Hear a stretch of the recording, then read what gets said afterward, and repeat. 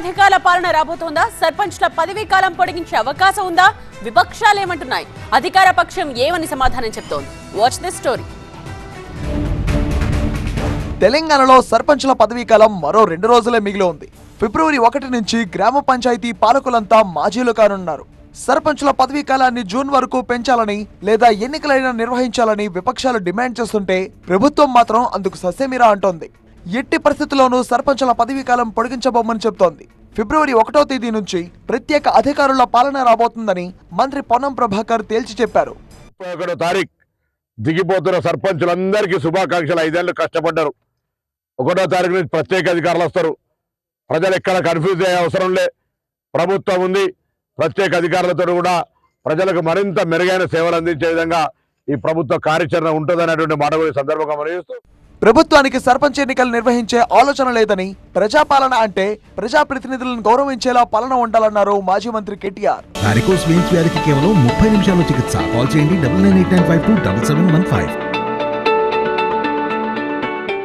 ఇటీవలే సర్పంచ్ల మీటింగ్ తో పాటు గణతంత్ర వేడుకల సమయంలోనూ సర్పంచ్లపై మాట్లాడారు కేటీఆర్. స్పెషల్ ఆఫీసర్లు కాకుండా సర్పంచ్ల పదవీ కాలం పెంచాలని డిమాండ్ చేశారు ఆయన. సర్పంచ్ల పదవీ కాలాన్ని పొడిగించాలని, పర్సన్ ఇన్ఛార్జ్ల పేరిట ప్రజాప్రతినిధుల గౌరవాన్ని తగ్గించవద్దని చెప్పి కూడా మళ్ళొకసారి డిమాండ్ చేస్తూ, ప్రజాపాలన అంటే ప్రజాప్రతినిధులను గౌరవించే పాలన ఉండాలి, ప్రజల ఆకాంక్షలు గౌరవించే పాలన ఉండాలి. కాబట్టి కరోనా సమయంలో మరి మా గౌరవ సర్పంచులు కొంత సమయం వారు ఆ సేవ చేయలేకపోయినారు. ఆ సమయంలో అందరం కూడా ఇబ్బందుల పాలైన మొత్తం ప్రపంచం అంతా కూడా. కాబట్టి గౌరవ సర్పంచులందరి తరపున రాష్ట్రంలో మా పార్టీ డిమాండ్ చేస్తోంది, వారి పదవీ కాలాన్ని 6 నెలలు లేదా సంవత్సరం పొడిగించండి, లేదా వచ్చే పంచాయతీ ఎన్నికల వరకు పొడిగించాలని చెప్పి కూడా మేము డిమాండ్ చేస్తాం. 1000 ఎలకలు తిన్న పిల్లి తీర్థయాత్రకు వెళ్లినట్టు సర్పంచ్లను ఎన్నో ఇబ్బందులు పెట్టిన గత పాలకులు ఇప్పుడు వారి సమస్యలపై మాట్లాడడం చాలా హాస్యాస్పదంగా ఉందంటూ కౌంటర్ ఇచ్చారు పొన్నం ప్రభాకర్. ఈ ఎలుకలు తిన్న పిల్లి తీర్థయాత్రలకు పోయినట్టు మా కేటీఆర్ గారు సర్పంచ్ల మీటింగ్ పెట్టి సర్పంచ్లకు అన్యాయం జరిగితే ఉద్యమిస్తా అంటాడు. ఆయన మొన్నదాకా మంత్రి.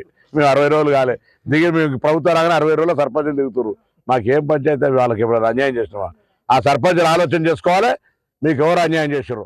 మరోవైపు బీజేపీ నాయకులు కూడా సర్పంచ్ల పదవీ కాలం పొడిగించాలని డిమాండ్ చేస్తున్నారు.